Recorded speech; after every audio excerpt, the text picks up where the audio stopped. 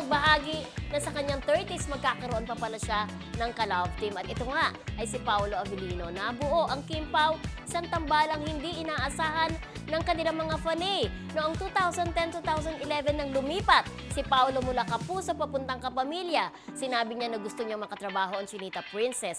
Ngunit hindi pa ito nangyari hanggang sa nabuo ang tambalang Kim Pao. Pero alam niyo ba na ang Kim Pao ay naging inspirasyon at source of happiness ng maraming mga fanay, lalo na ang mga kababayan natin o AFW.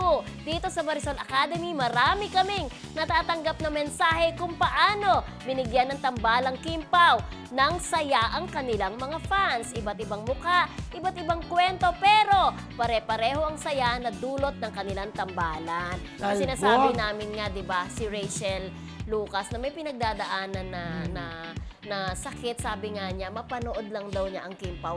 Sobrang saya na raw niya, parang feeling niya lumalakas daw At siya. saka kapag napapanood tayong tatlo daw, ang saya-saya niya. Sabi ni Rachel. Correct, oo. Kasi di ba kaya natutuwa siya sa atin dahil lagi tayo may balitang Kim Pao. And even Marcelita. Na source of inspiration nila. And even Marcelita, di ba, Marcelita. nagkaroon din siya ng surgery. Sabi niya, nung nakilala niya ang Kim Pao, talagang nakikita naman natin yung sobrang saya niya na umuwi siya dito talaga. Lumalakas sila, Oo, ano? lumalakas sila. And even si Ate Carmen, di ba? Oo, yan si Ate Ate Carmen. May Ayun. pinagdadaanan din mga sakit lahat.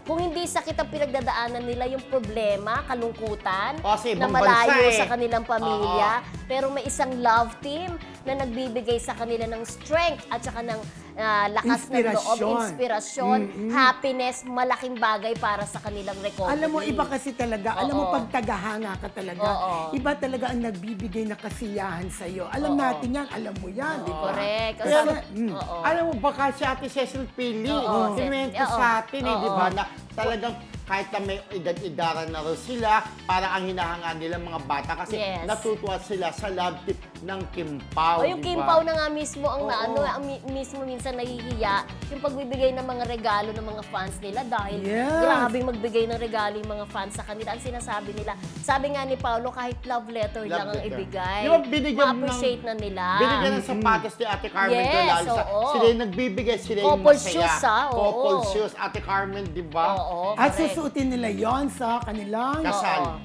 Yung pagja-jogging.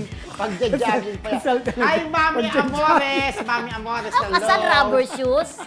Oo. Pwede naman Miss Sinermosa magpakasal ng lang, ano di ba, eh. naka-rubber shoes. Magpakasal. Di ba Mami Amores, pero di pa dahil si Mami Amores, abangan mo. Oo. Kim Pao. Correct. So, Ayun. keep supporting your, Kim Pao. It's still showing. My love will make it Yes. disappear, di Correct. ba? Correct. Na ang balita ay lampas na ng 200 million. Yeah. Yun ang balita. Grabe, ang lakas, blockbuster. Congratulations. Yes. Kim Congrats. Pao.